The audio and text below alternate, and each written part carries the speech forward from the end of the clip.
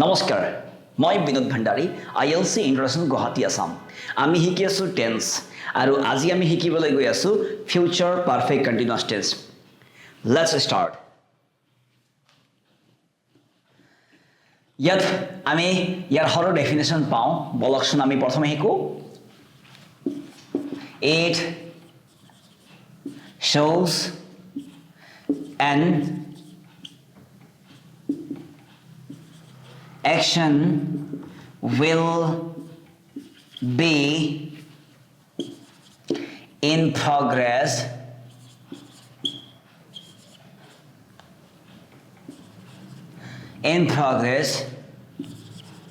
for a long period of time in the future কি কোৱা হল ইয়াত ভৱিষ্যতে it shows an action will be in progress for a long period of time in the future মানে ভৱিষ্যতে কিবা এটা কাম আৰম্ভ হ'ব বা ভৱিষ্যতে কিবা এটা কাম দীঘলীয়া সময়লৈকে চলিয়েই থাকিব বুজাবলৈ আমাক ফিউচাৰ পাৰফেক্ট কন্টিনিউয়াছ টেন্সৰ ব্যৱহাৰ কৰা হয় ঠিক আছে মই ইয়াৰ অসমীয়াত লিখাব বিচাৰিছো এই টেন্সৰ কেনেকুৱা ধৰণৰ হয়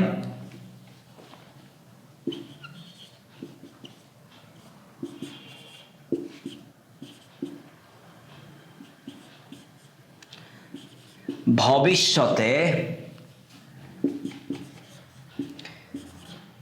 কিবা এটা কাম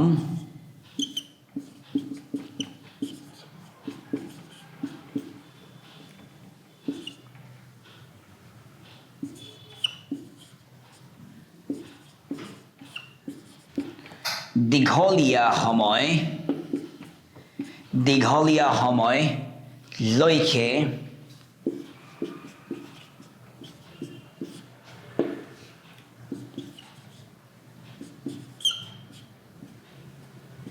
লৈকে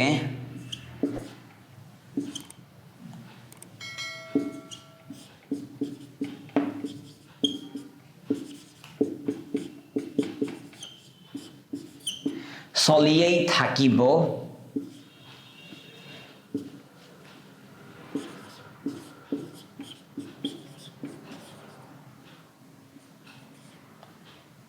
বুজাবলৈ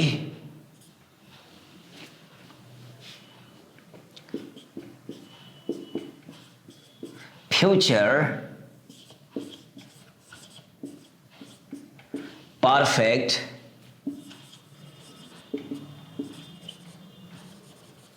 continuous tensor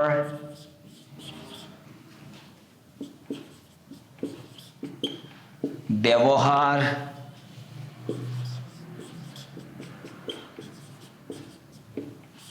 হয় এটি অসমীয়াত কি লিখা হল ভৱিষ্যতে কিবা এটা কাম দীঘলীয়া সময়লৈকে চলিয়েই থাকিব বুজাবলৈ আমি ফিউচাৰ পাৰফেক্ট টেন্সৰ ব্যৱহাৰ কৰো বা কৰা হয় মন দিব তো এটো ফিউচাৰ পাৰফেক্ট টেন্স প্ৰ্যাকটিক্যালি কি হয় ন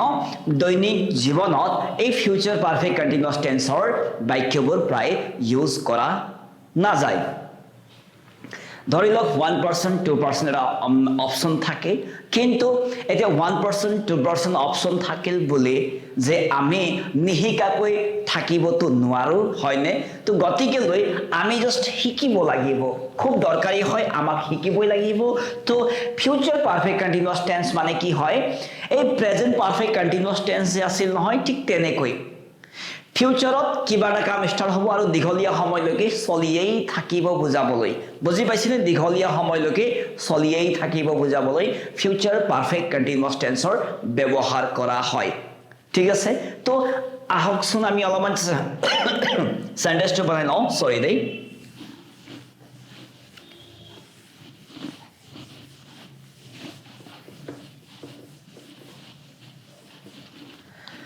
framework of sentence for whole framework framework এটাই পাম আমি ইয়াত সাবজেক্ট পাওঁ সাবজেক্ট মানে কৰ্তা হয়নে বাৰু তাৰ পিছত আহিব shall will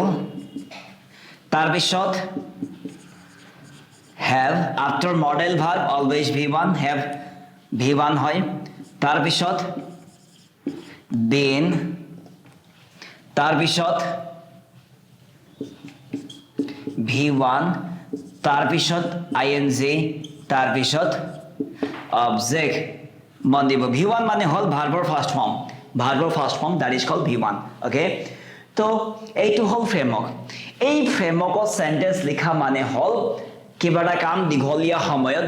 ভৱিষ্যতে কিবা এটা কাম দীঘলীয়া সময়লৈকে চলিয়েই থাকিব বুজায় ঠিক আছে বলকচোন আমি সেন্টেন্স লিখো কপি কলম ৰেডি থৈছেনে বলক লিখিব লাগিব আমি ঠিক আছে মোৰ পিছে পিছে লিখিব সাবজেক্ট আমি ব্যৱহাৰ কৰো আলো হি খুব সহজ হি তাৰ পিছত আমি shall will লগাও he will ঠিক আছে তাৰ পিছত have এটা ফিক্সড ওয়াৰ্ড হয় have তাৰ পিছত been been he will have been লাইনটো বেকা হৈছে মই কাটি দিও দেই he will have been ঠিক আছে তাৰ পিছত sweep s w double e p plus cbc আগে v1 plus ing cbc method consonant vowel consonant নাই that means hello sweeping the